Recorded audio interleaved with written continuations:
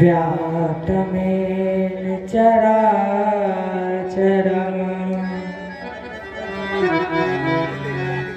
तत्पदं दर्शितं येन तस्मै श्रीगुरुवे नमः। कृष्णाय वासुदेवाय हरये परमात्मने प्रणतक्लेशनाशाय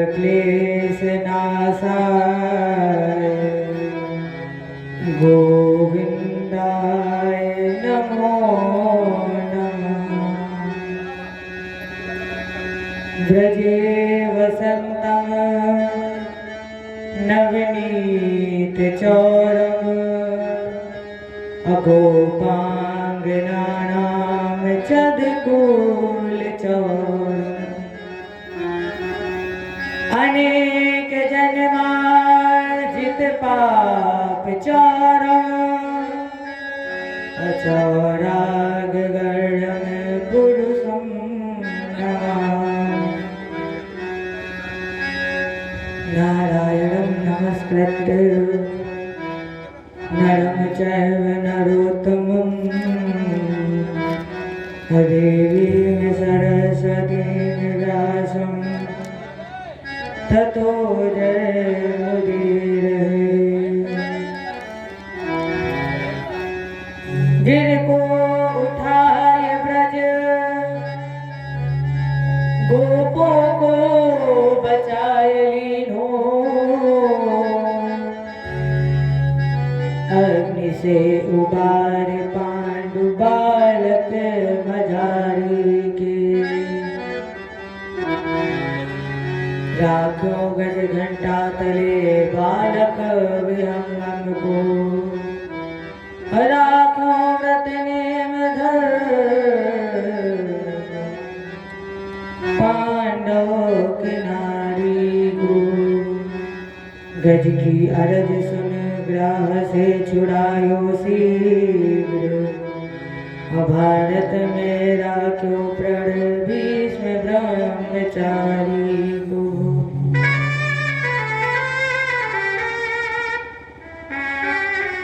तीन विध तापहारी संत हैं सुखकारी जो, अमोह तो भरोसो वाहि श्यामले बिहारी को। हे भारत के सारथी लाखों बार प्रणाम, आकर डोर संभारिए मन की छुट्टी लगाम।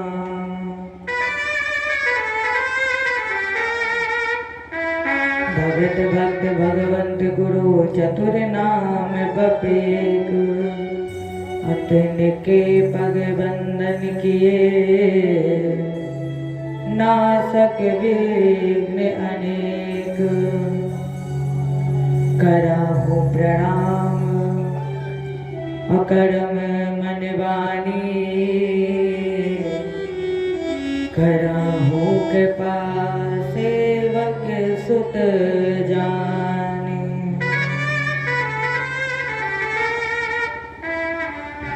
अतुलित बलधामम सरशैलावदेहम्,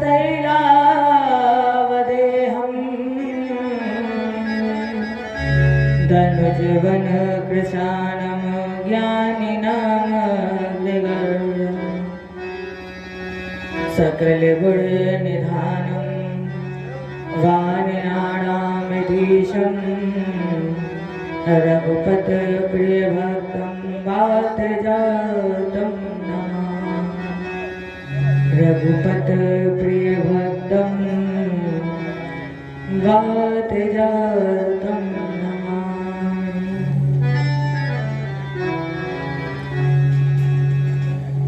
जय बोले गुरुदेव भगवान की जय बोले कृष्ण भगवान की जय बोले रामचंद्र भगवान की जय बोले श्यावर रामचंद्र भगवान की जय बोले उमापति महादेव की जय बोले आदिशक्ति दुर्गे मैया की जय भागवत भगवान की जय बजरंग बली की जय जय जय श्री राधे श्याम जय जय श्री राधे श्याम जय जय श्री राधे श्याम। आइए सर्वप्रथम अपने मन वाणी को पवित्र करें। आज हम सभी श्रीमद् भागवत कथा के विश्राम दिवस की ओर जा रहे हैं, सप्तम दिवस। और इन 6 दिनों में बिहारी जी हमें मिले, और जब मिले तो क्या हुआ ये हम इस भजन के माध्यम से सुने और कहें क्या। नैना लड़ गए मेरे कुंज बिहारी से, नैना लड़ गए मेरे कुंज बिहारी से, अरे उन्हीं से नैना लड़ गए, अरे उन्हीं से नैना लड़ गए, लड़ गए लड़ गए मेरे नैना लड़ गए।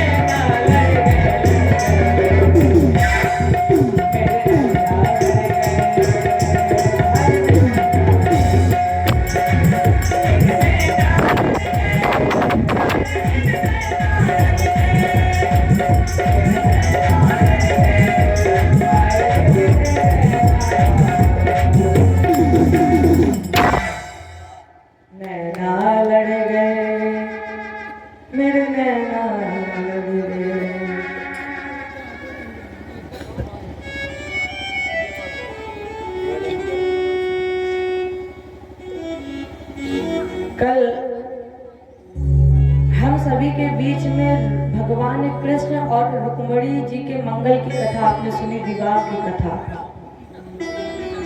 रुक्मणी जी का हाथ पकड़ के भगवान इस तरह चल पड़े हैं जैसे भेड़ की झुंड में सिंह घुस जाए और जो भेड़ उसे अच्छी लगे उसे अपना भोजन बना ले, क्योंकि उसे किसी का तो डर लगता नहीं है। इसी तरह हमारे प्यारे प्रभु भी निर्विघ्न होकर के चले हैं रुक्मणी जी का हाथ पकड़ के। सखिया भागी इधर दरबार में जब पहुंची, रुक्मी को पता चला तो रुक्मी ने प्रतिज्ञा कर ली कि जब तक हम द्वारकाधीश कृष्ण को पराजित नहीं कर देंगे, जब तक हम द्वारकाधीश कृष्ण को हरा नहीं देंगे, तब तक लौट करके कुंदनपुर में अपना मुख नहीं दिखाएंगे। शिशुपाल को जाकर बताया। अब शिशुपाल राजा, और राजा की बारात में राजा ही होते हैं, तो शिशुपाल, दंडव्रत, जरासंध सबने रुक्मी के सेनापति ने भगवान पर आक्रमण कर दिया। ऐसे घेर लिया भगवान को जैसे चंद्रमा बादल को घेर लेता है। भगवान कृष्ण ने एक एक को पराजित किया, और एक एक को पराजित करने के बाद भगवान कृष्ण ने रुक्मी को रथ के पीछे बांध लिया। क्यों?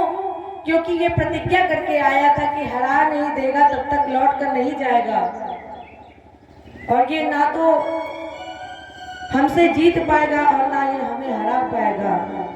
तो इसके पास केवल एक ही रास्ता बचेगा, वो है आत्महत्या। और अगर ये कहीं मर गया तो फिर 1 साल और कम हो जाएगा। इसलिए भगवान कृष्ण ने रुक्मी को रथ के पीछे बांध लिया और चल पड़े। इधर बलराम भैया जब द्वारका में आए, सभी मौजूद हैं लेकिन कन्हैया नहीं दिख रहे थे। तो दौआ ने कहा जाओ कन्हैया को बुलाओ, कहाँ गया है। अब किसी को पता ही नहीं था कि कन्हैया कहाँ गए हैं।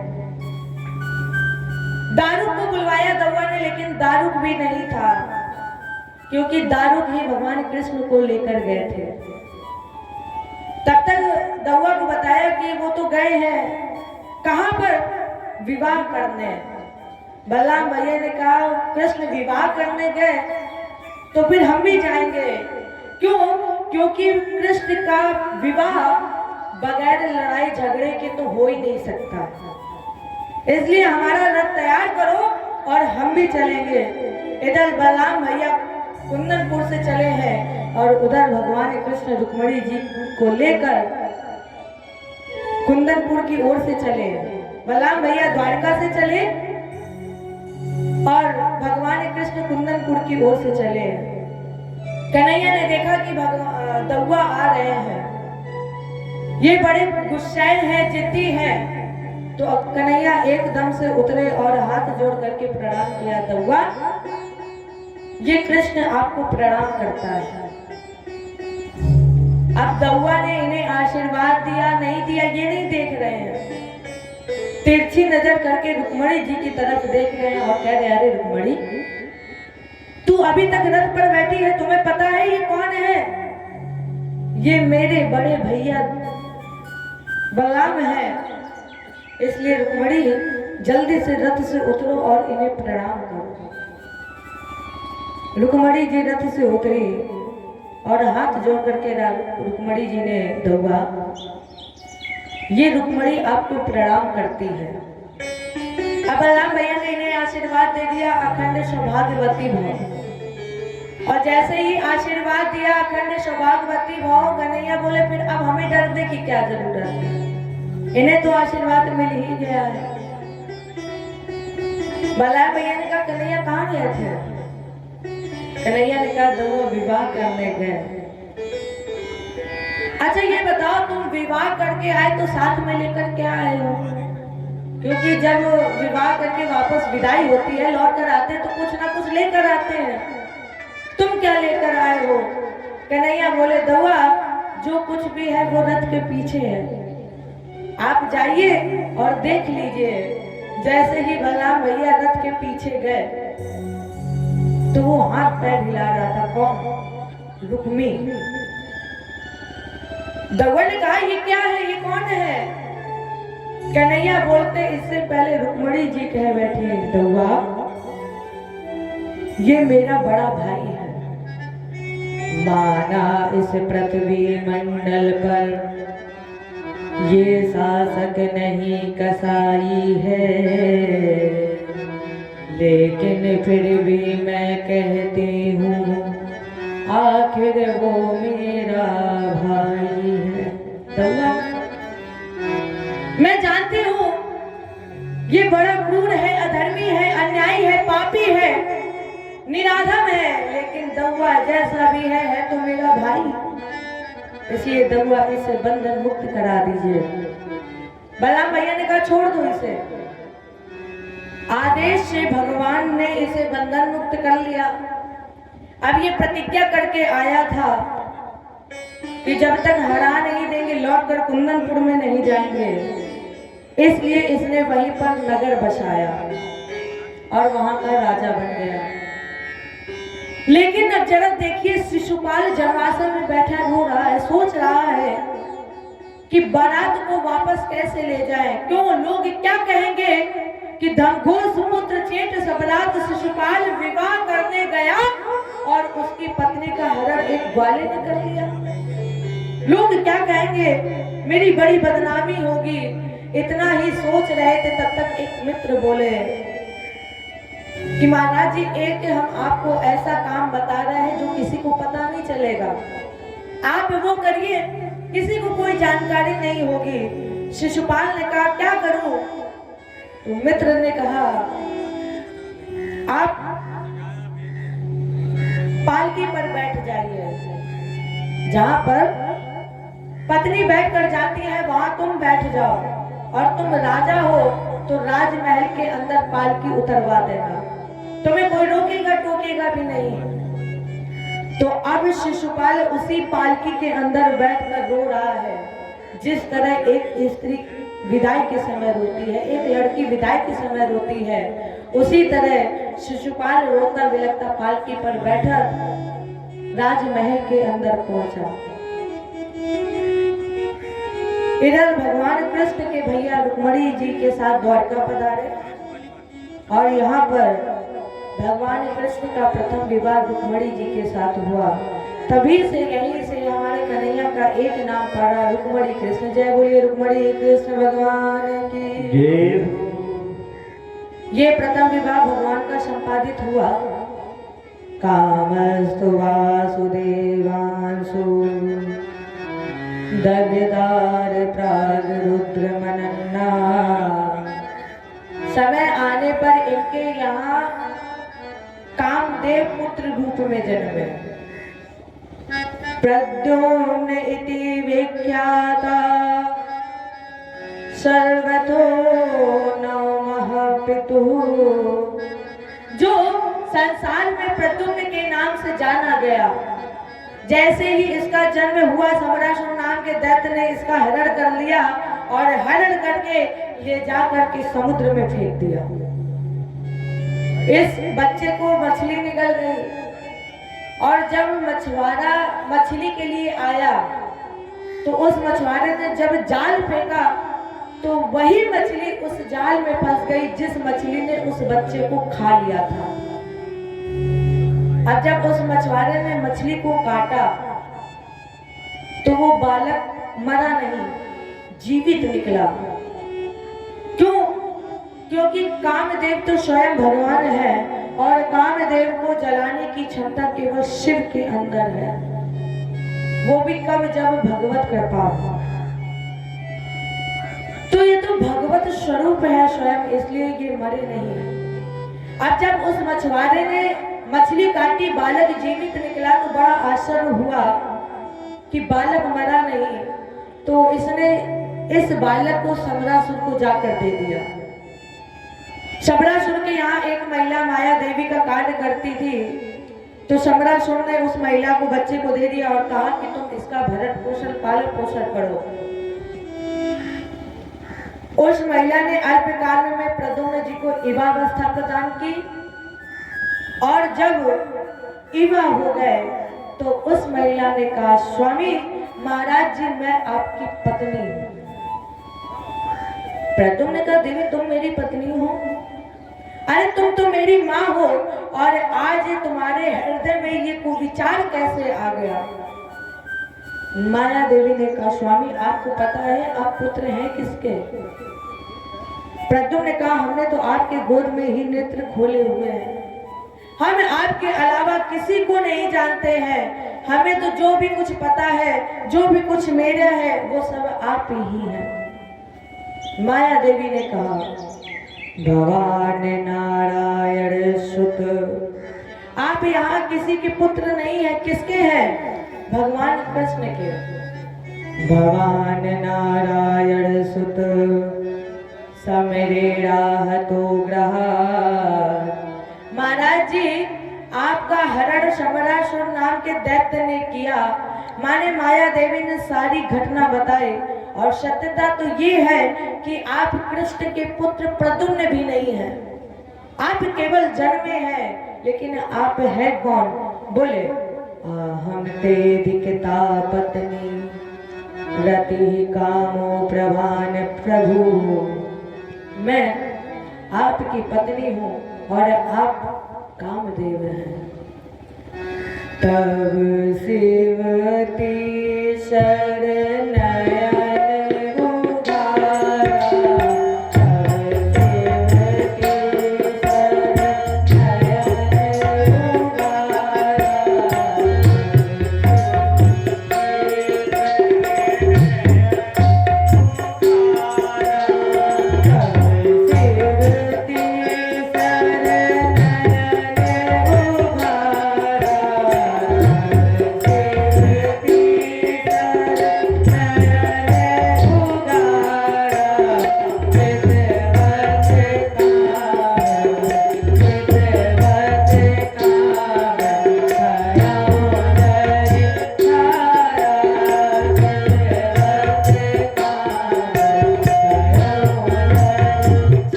मैंने शंकर जी की तपस्या की तो उन्होंने मुझे वरदान दे दिया।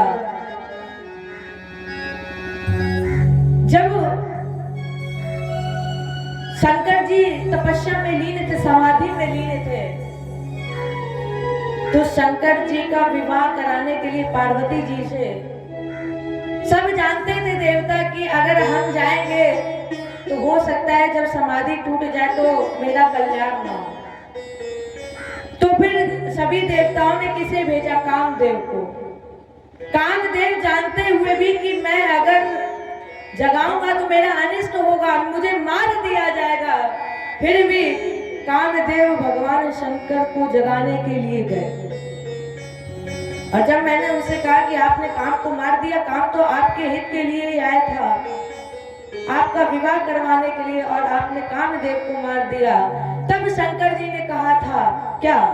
जब यदुवंश कृष्ण अवतारा, जब यदुवंश कृष्ण अवतारा, जब यदुवंश कृष्ण अवतारा, जब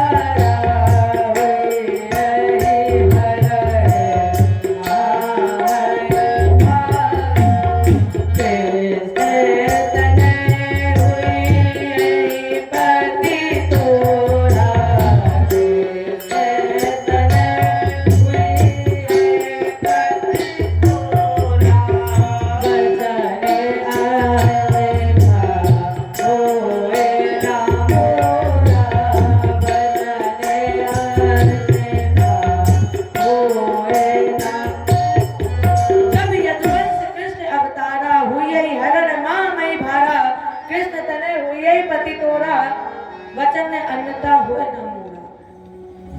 मैं आपकी पत्नी रति हूँ और आप कामदेव हो। जब प्रद्युम्न जी को अपने पूर्व जन्म का स्मरण हुआ और महामाया का ज्ञान प्राप्त करके इन्होंने समरासुर दैत्य का उद्धार किया और अपनी पत्नी रति जी के साथ इन्होंने द्वारका में प्रवेश किया। राजेंद्र ये प्रथम विवाह भगवान का संपादित हुआ प्रथम पुत्र और उसके संस्कार विवाह, ये पावन प्रसंग आपने सुना। इसके बाद भगवान को एक दोष लग गया। किसका? चोरी का। अब जरा राजन सोचिए, जब इस संसार इस समाज ने हमारे प्यारे प्रभु को नहीं छोड़ा, हमारे प्यारे प्रभु पर दोष लगा दिया, तो ये संसार कामी विषय लोभी कपट हमें आपको क्या छोड़ेगा? किसका दोष लगा? चोरी का। किसने लगाया? क्यों लगाया? तो सुखदेव जी ने कहा ये चोरी का दोष सत्राजित ने लगाया। कौन है सत्राजित? और ये इसमें मणि की चोरी का दोष भगवान पर क्यों लगाया? सुखदेव जी ने कहा ये जो सत्राजित है ये सूर्य का परम भक्त है। इसने सूर्य की परिक्रमा, सूर्य की भक्ति करके इसमें मणि को प्राप्त की और ये मणि जिस किसी के पास भी रहती है उसे 8 भार सोना देती है। यही मणि एक दिन सत्राजित दरबार में बैठे हुए पहने थे। यदुवंशी बोले भैया ये मणि अगर मेरे कन्हैया को पहना दी जाए, क्योंकि ये मणि बेशकीमती है और मेरे कन्हैया का स्वरूप भी अद्वैत है, अगर ये मणि मेरे कन्हैया को पहना दी जाए तो मेरे भगवान की सुंदरता में 4 चांद लग जाएगा। अब सत्राजित ने ना तो हाँ कहा ना तो ना कहा, चुपचाप खड़ा हुआ और चल दिया। कुछ समय के बाद यही मणि सत्राजित के छोटे भाई प्रसेन गली में पैक करके शिकार खेलने गए। सिंह ने घोड़े को मार दिया, प्रसेन को मार दिया और मणि से खेलने लगा। सिंह मणि से खेल रहा था, तब तक उधर से जामवंत जी निकले। जामवंत जी ने मणि को देखा तो सिंह को मार दिया और सिंह को मारकर ये मणि जामवंत जी ने ले ली और मणि ले जाकर के जामवंत जी ने जामवती जी को दे दी। अब जामवती जी इस मणि से खेलने लगी और जामवंत जी सो गए। जब सत्राजित ने देखा कि मेरा भाई प्रसेन अभी तक लौट कर नहीं आया, तो सत्राजित को ये संदेह हो गया कि कृष्ण सामर्थ्यवान है। और कल ही चर्चा चल रही थी कि अगर मणि कन्हैया को दे दी जाए तो उनकी सुंदरता में 4 चांद लग जाएगा। तो कन्हैया ने मेरे छोटे भाई प्रसेन को मारकर मणि छीन तो नहीं ली। और यही संदेह इन्होंने अपनी पत्नी पर प्रकट कर दिया। 24 घंटे तब लगे जब ये सूचना भगवान के पास पहुंची और कन्हैया ने कहा गुरुजी ये दोष अनर्गल है, इसलिए इन्होंने अक्रूर जी के कंधे पर द्वारका का राजभार रख दिया और भगवान कृष्ण मणि को खोजने के लिए चल पड़े। मणि को खोजते खोजते भगवान कृष्ण उसी गुफा में पहुंचे जहां पर जामवती जी उस मणि से खेल रही थी। गुफा के अंदर गए, कन्हैया ने देखा तो दौड़ करके गए, जामवती जी के हाथ से मणि छीन ली।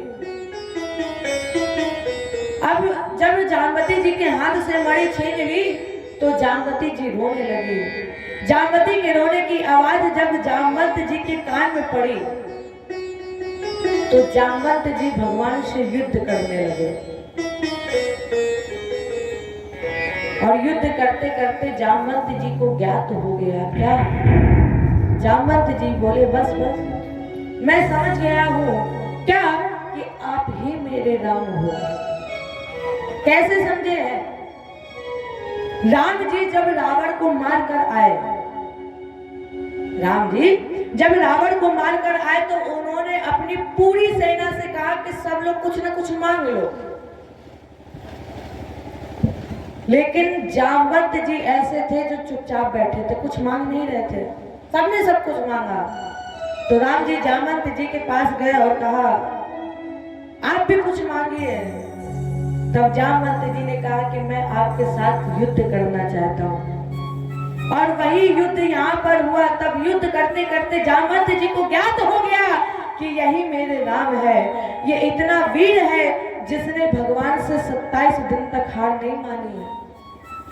और जब 28वें दिन भगवान से पराजित हो गया, भुजाओं का बल थक गया, परिणाम स्वरूप अपनी पुत्री का विवाह मणि के सहित भगवान कृष्ण के साथ कर दिया। ये दूसरा विवाह भगवान कृष्ण का जामवती जी के साथ हुआ। लौट करके आए, सत्राजित को मणि दी, सारा वृत्तांत सुनाया और इसने भी सोचा कि मैंने भगवान पर अनर्गल दोष लगाया है, तो इसने भी लज्जावश अपनी पुत्री सत्यभामा का विवाह भगवान कृष्ण के साथ कर दिया। तीसरा विवाह भगवान कृष्ण का सत्यभामा जी के साथ हुआ।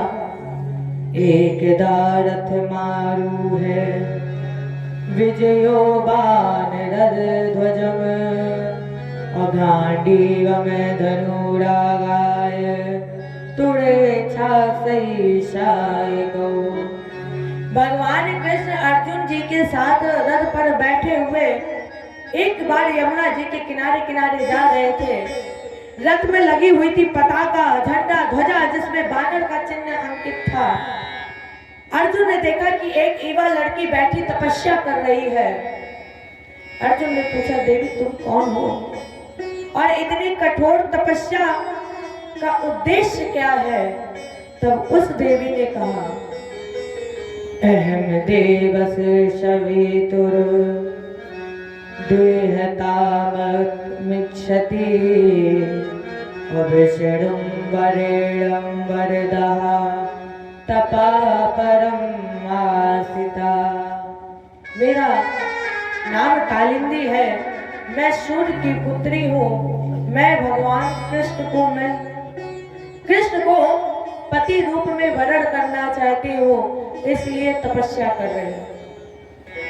अर्जुन ने कहा, कन्हैया ये तो आपको ही प्राप्त करने के लिए तपस्या कर रही है, तो अब इस युक्ति की तपस्या का फल आप दीजिए। परिणाम स्वरूप भगवान ने कालिंदी जी के साथ भी विवाह किया। ये चौथा विवाह भगवान का कालिंदी जी के साथ हुआ। उज्जैन के राजा थे विद्य और अरविंद, जिसकी बहन का नाम था मृत्युवृंदा। ये भगवान को पति वरण कर चुकी थी, इसलिए स्वयं में पहुंच करके भगवान ने मृत्युवृंदा का हरण किया और हरण करके मृत्युवृंदा से विवाह किया। ये पांचवा विवाह भगवान कृष्ण का मृत्युवृंदा के साथ हुआ। छठा विवाह भगवान कौशल देश के राजा नंद जिसकी पुत्री का नाम था सत्या। सातवां विवाह हुआ भगवान का भद्रा जी के साथ और आठवां विवाह हुआ भगवान का लक्ष्मणा जी के साथ। राजन के कुल विवाह हुए 8। इसके बाद भगवान ने भूमि पुत्र शिव के तेज से पृथ्वी के गर्भ से एक पुत्र पैदा हुआ जिसका नाम था नरकासुर। भूमि पुत्र होने के कारण लोगों ने इसका नाम रख दिया भौमासुर। तपस्या की, शंकर जी प्रसन्न हो गए। शंकर जी जब प्रसन्न हुए कहा, बेटा वर मांगो। तो इसने वरदान मांगा, हम किसी के मारे ना मरे। शंकर जी ने कहा, ये तो हो ही नहीं सकता है। अच्छा एक बात बताओ, जितने भी तुम्हारी बिरादरी के लोग हैं वो जब भी वरदान मांगते हैं तो यही मांगते हैं कि हम किसी के मारे ना मरे। ऐसा तो कहीं नहीं है कि वरदान मांगने से पहले आपस में ही चर्चा कर लेते हो, आपस में ही मित्रता कर लेते हो और कहते हो कि ये वरदान मांगना है। क्योंकि जिसे देखो वो बस यही वरदान मांगता है कि हम किसी के मारे ना मरे। शंकर जी ने कहा, ये तो हो ही नहीं सकता, कुछ और मांगो।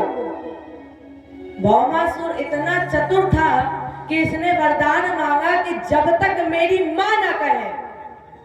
जरा आप सोचिए, क्या किसी की मां कह देगी कि मेरे पुत्र को मार दो? कभी नहीं कहती। पुत्र चाहे जैसा हो, चाहे जितना उद्यमी हो, चाहे जितना शैतान हो, लेकिन मां कभी ये नहीं चाहेगी कि मेरे पुत्र को मार दिया जाए। भौमासुर ने कहा, बोले बाबा मुझे वरदान दीजिए कि जब तक मेरी मां ना कहे तब तक हम मारे ना जाए। भगवान ने कहा तथास्तु। और जैसे ही वरदान मिला तो भौमासुर ने अपने बल का दुरुपयोग किया। इसने भूमंडल को जीतकर 16,100 कन्याओं को बंदी बना लिया। राजन, ये कन्याएं देवी भागवत के आधार पर सब पूर्व जन्म की अप्सराएं हैं। देवी भागवत के आधार पर ये सब कन्याएं पूर्व जन्म की अप्सराएं हैं। जब इन 16,100 कन्याओं को बंदी बनाया तो इन्हीं 16,100 कन्याओं ने भगवान को सूचना भेजी, कन्हैया मेरा उद्धार करो। भगवान ने सत्यभामा को तैयार किया और सत्यभामा से कहा देवी तैयार हो। सत्यभामा ने पूछा कहाँ जाना है? कन्हैया बोले जाना कहाँ है, हम जहाँ ले चल रहे वहां चलना है, बस केवल तुम तैयार हो। भगवान कृष्ण ने सत्यभामा को लेकर गरुड़ की पीठ पर बैठकर चल पड़े और बजा दिया पंचजन शंख। भौमासुर युद्ध करते आया। जब युद्ध चल रहा था तो कृष्ण का एक एक अस्त्र निष्फल हो रहा था, लेकिन सत्यभामा के मुख से निकल ही नहीं रहा था मार दो। और जब सत्यभामा के मुख से नहीं निकला तो भगवान ने क्या किया? भगवान ने अपना एक पैर और अपना एक हाथ पृथ्वी पर ऐसे टिकाया जैसे मान लो अभी हार ही जाएंगे। सत्यभामा ने जब देखा तो सत्यभामा ने देखा ऐसा लग रहा है कि जैसे मेरे स्वामी मेरे पति हार जाएंगे। तो ना चाहते हुए भी सत्यभामा के मुख से निकल गया, अरे कन्हैया मार दो इस दुष्ट को। और जैसे ही सत्यभामा के मुख से निकला मार दो इसे, शंकर जी का वरदान था। सत्यभामा ने कहा तो भगवान ने सत्यभामा का भी भौमासुर का भी उद्धार कर दिया। और जब भौमासुर का उद्धार किया सीधे पहुंचे कारागृह में। उन 16,100 कन्याओं को बंधन मुक्त किया और कहा देवी सब लोग अपने अपने घर लौट जाओ। तो उन 16,100 कन्याओं ने कहा स्वामी आपको पता है कि अभी तक मैं एक अधर्मी अन्याय के सानिध्य में रही हूं, और जब मैं यहाँ से लौट कर जाऊंगी तो लोग मुझ पर दोष लगा देंगे। इतना ही नहीं, मेरे माता पिता भी मुझे नहीं अपनाएंगे। इसलिए जब कोई अपनाएगा नहीं तो ठाकुर जी कन्हैया केवल आप ही हो जो अपना सकते हो, क्योंकि आप तो प्रेम के भंडार है ना, आप प्रेमों की खान है। वास्तव में अगर हृदय लगाना है तो हमारे ठाकुर जी से लगाना, अगर प्रेम करना है तो किसको करना? हमारे ठाकुर जी को करना, हरि को करना। क्योंकि संसार के जितने भी रिश्ते हैं वो सब झूठे हैं।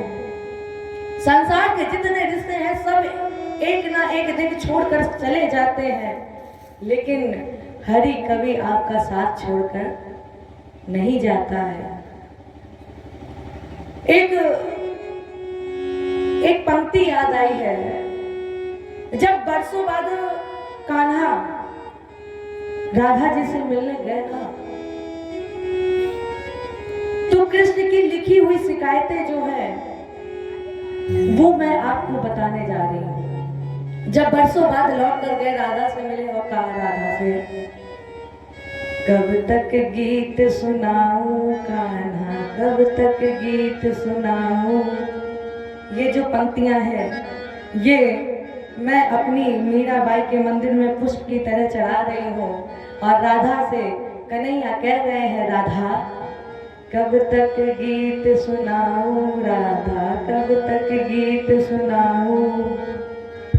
मथुरा छूटी छूटी द्वारिका, इंद्रप्रस्थ ठुकराऊं। बंसी छूटी गोकुल छूटा, कब तक अस्त्र उठाऊं। ये शिकायतें थी राधा की। पिछले जन्म जानकी तुझ बिन जैसे तैसे बीता, महासमर में रीता रीता, कब तक गाऊं गीता। जब पिछले जन्म में राम बने थे ना, तब भी हम सीता जी के साथ सुखी नहीं रह पाए थे। 14 वर्ष वनवास बीत गया और अब की बार जब राधा तुम मिली हो तब भी अब की बार भी साथ नहीं रह पाए। कितने जन्मों तक हम तुमसे दूर बिताऊं राधा, कब तक गीत सुनाऊं राधा, कब तक गीत सुनाऊं। प्यारे, अगर वास्तव में प्रेम करना है तो हमारे बिहारी जी से करना, क्योंकि देखिए कान्हा और राधा में कितना प्रेम था। लेकिन फिर भी अच्छा, कुछ लोग ये कहते हैं कि हमने प्रेम किया कन्हैया से लेकिन वो सफल नहीं हुआ। प्यारे, सफल तो उसी दिन हो जाता है जब हम कान्हा से प्रेम कर लेते हैं।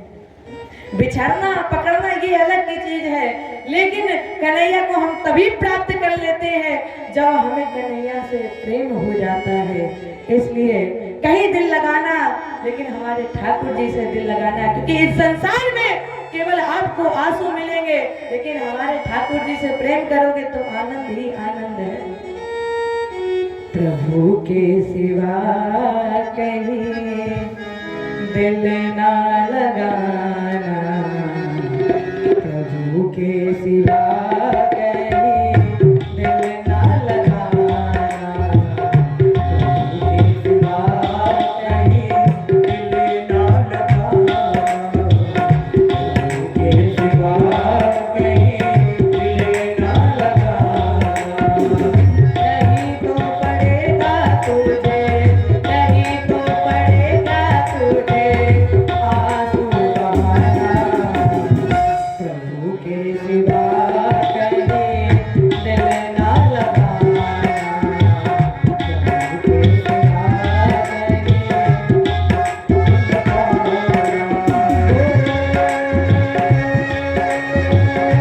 जय प्रभु का गुणगान किया है, जो प्रभु का गुणगान किया है, सच्चा जीवन मोहि दिया है, सच्चा जीवन मोहि दिया है, सच्चा जीवन मोहि दिया है। सुमिरन के बल से, सुमिरन के बल से मुक्ति पाना, प्रभु के सिवा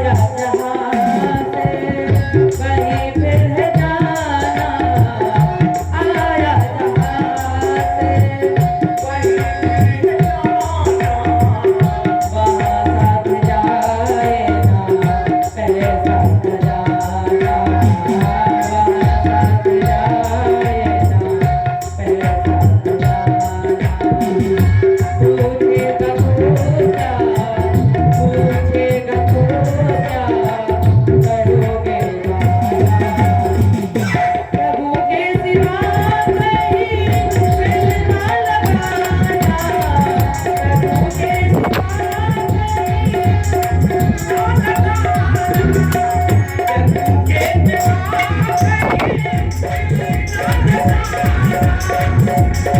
के सिवा कहीं ना लगाना, प्रभु के सिवा प्रभु के सिवा कहीं दिल ना लगाना, नहीं तो पड़ेगा तुझे आंसू बहाना। प्रभु के सिवा कहीं दिल ना लगाना। कन्हैया, आप तो करुणा निधान हो, इसलिए आपके अलावा ऐसा कोई संसार में नहीं है जो मुझे अपना सके। परिणाम स्वरूप भगवान ने इन 16,100 कन्याओं के साथ भी विवाह कर लिया। भगवान कृष्ण के कुल विवाह हुए हैं 16,108। प्रत्येक स्त्री से भगवान के 10-10 पुत्र और एक-एक कन्या पैदा हुई। राजेंद्र परिणाम स्वरूप 48 कोस में बसी है द्वारका, और इस द्वारका में यदुवंशियों की संख्या है 56 करोड़। एक दिन नारद जी ने सोचा कि भगवान ने विवाह किए, इतनी पत्नियां हैं इनकी, तो इनकी दिनचर्या कैसी होती होगी, क्योंकि 16,108 कन्या पत्नियां हैं इनकी, और एक के साथ एक समय में रहते होंगे, एक समय में एक के साथ रहते होंगे, तो इनकी दिनचर्या कैसी होगी, ये पता लगाने के लिए नारद जी पहुंचे पहले द्वारका। जैसे ही नारद जी पहुंचे, कन्हैया ने कहा, आइए बाबा, आपका स्वागत है। अब नारद जी ने सोचा कि ये पहली पत्नी के साथ है, तो फिर बाकियों के साथ नहीं होंगे, तो नारद जी दूसरे दरवाजे पर पहुंचे, कन्हैया वहां भी मौजूद थे। कहा, आइए बाबा, स्वागत है। नारद जी ने कहा, बस आ रहे, अभी आ रहे, 1 मिनट रुक जाइए, हमको कोई काम याद आ गया है। अब ये तो दिनचर्या पता करने के लिए निकले।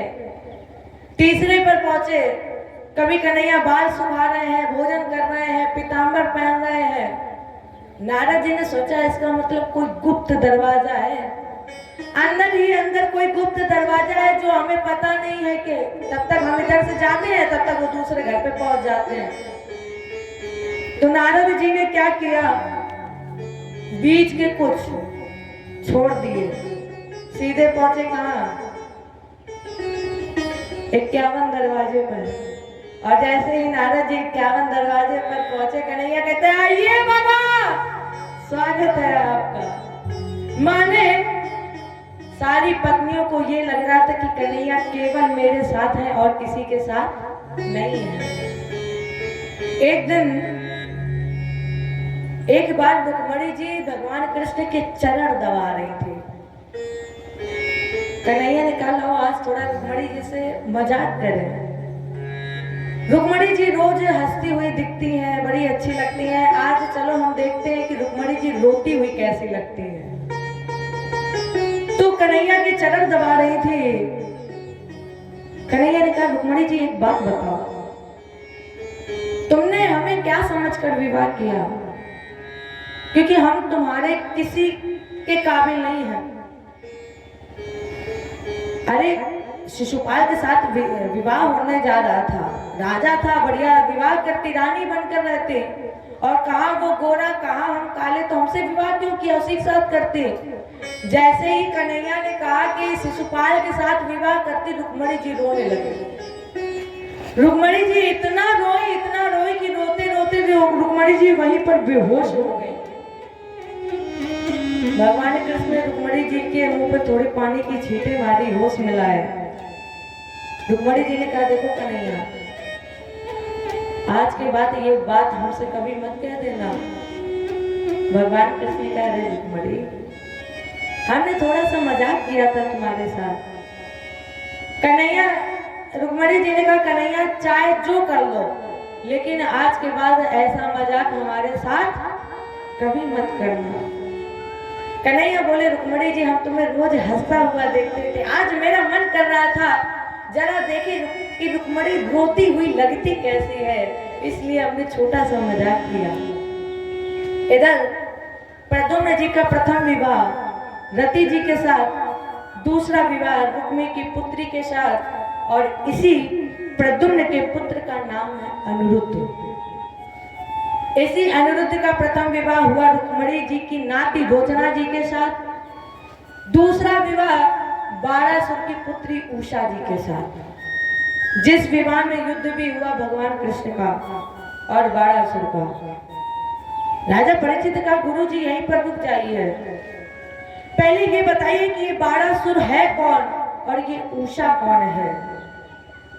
सुखदेव जी ने कहा राजेंद्र, बाण पुत्र सस्य ज्येष्ठो बलेरासन महात्मना इन बावन रूपाय हरे दान में विरदान। दैत्यराज बलि के 100 पुत्रों में से एक पुत्र का नाम है, सबसे बड़े पुत्र का नाम बाणासुर। जिस दैत्यराज बलि के यहाँ भगवान 3 पैर पृथ्वी दान में मांगने गए थे, शंकर जी का भक्त था, तपस्या की, शंकर जी प्रसन्न हो गए। देखो यहाँ पर ध्यान देना, भगवान विष्णु और भगवान शंकर है, देखो सारे देवता एक ही है, लेकिन दोनों में एक स्वाभाविक अंतर है। भगवान विष्णु और भगवान शंकर में एक स्वाभाविक अंतर है। कैसा? भगवान विष्णु लक्ष्मीपति और भगवान शंकर खागपति।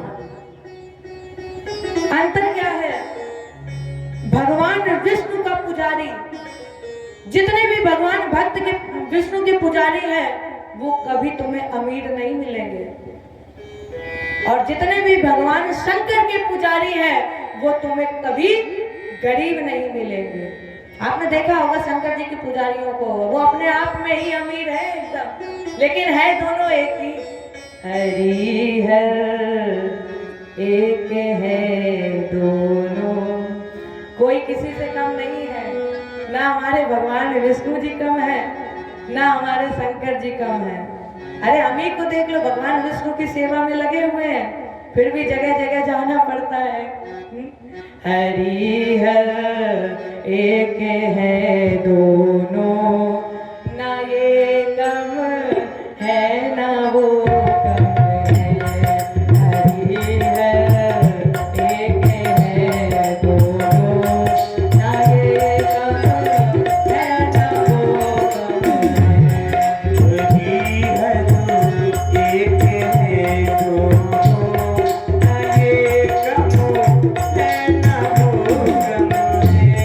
हरि हर एक है दोनों, ना ये कम है ना वो कम है। हरि हर एक है दोनों, ना ये कम है ना वो कम है। अच्छा, आप सभी माताओं से एक प्रश्न है, जोर से बताइएगा, हमारे भोले बाबा कहाँ रहते हैं? अरे बताइए कहाँ रहते हैं हमारे भोले बाबा? हिमालय में। और हमारे भगवान विष्णु क्षीर सागर में। और भगवान विष्णु की पत्नी लक्ष्मी जी, लक्ष्मी जी कहाँ से आई है? क्षीर सागर। ये अपने ससुर के घर ही तो रह रहे हैं। और शंकर जी की पत्नी पार्वती जी, पार्वती जी कहाँ से? पार्वती जी के पिता भी तो हिमाचल जी है, वो भी तो वहीं से है। दोनों अपने ससुर के घर पे रह रहे हैं। अब जरा राजन आप बताइए, आप सबसे भाइयों से प्रश्न है कि आप 2-3 दिन ससुराल में रहे जाके, जाए तो महीने के लिए, लेकिन 2-3 दिन में ही ससुराल वाले कहते हैं कहाँ टिके हो, जा जल्दी से। 2 दिन तो अच्छी खातिरदारी शादी होगी, बढ़िया मेवा मिठाई खीर पकवान दिए जाएंगे, लेकिन जहाँ 2-3 दिन बीतेंगे वही कह देंगे ससुराल वाले जा यहीं पट्टी पे बैठे हो। तो उनसे कहिएगा अगर हमारे भगवान जीवन भर अपने ससुराल में रह सकते हैं तो क्या हम 6 महीने नहीं रह सकते? तब तो एकदम डंके की चोट पर रह जाके अपने ससुराल और कहे क्या ये रहते हैं हिमालय में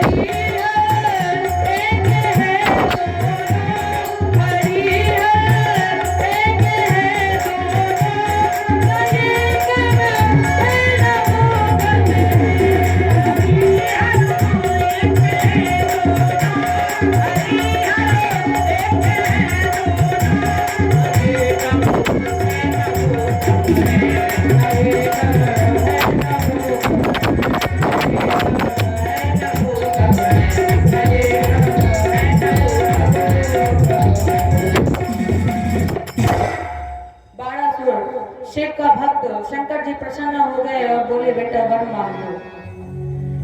बाणासुर ने कहा मुझे दीजिए 1000 हाथ। अब 1000 हाथ क्यों मांगे?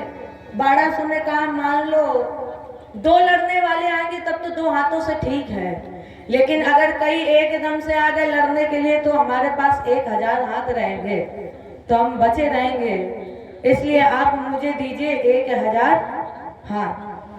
वरदान दे दिया जाओ तथास्तु। और जब कोई इसे लड़ने वाला नहीं मिला तो शंकर जी के पास पहुंचा सुबह और कहा गुरुजी आपको प्रणाम करते हैं। शंकर जी ने कहा क्यों आए हो? बाणासुर ने कहा आपने जो 1000 हाथ दिए, जो वरदान दिया वापस ले लो। शंकर जी ने कहा ये तो हो ही नहीं सकता है। बाणासुर को इतना अभिमान आ गया कि ये शंकर जी से ही कह बैठा कि क्यों ना हम ही आप लड़ लें। शंकर जी ने कहा ये तो हो ही नहीं सकता क्योंकि भैया हमारे अंदर इतना दम नहीं है कि हम तुमसे लड़े। तो शंकर जी ने कहा ये लो पताका और जा करके छत पर लगा देना, जिस दिन पताका झुक जाए उस दिन समझ लेना कि तेरा लड़ने वाला आ गया है। बोलिए जय जय श्री राम। आइए छोटा सा एक प्यारा सा भजन और कहें। अरे जिसने देखा श्याम का जलवा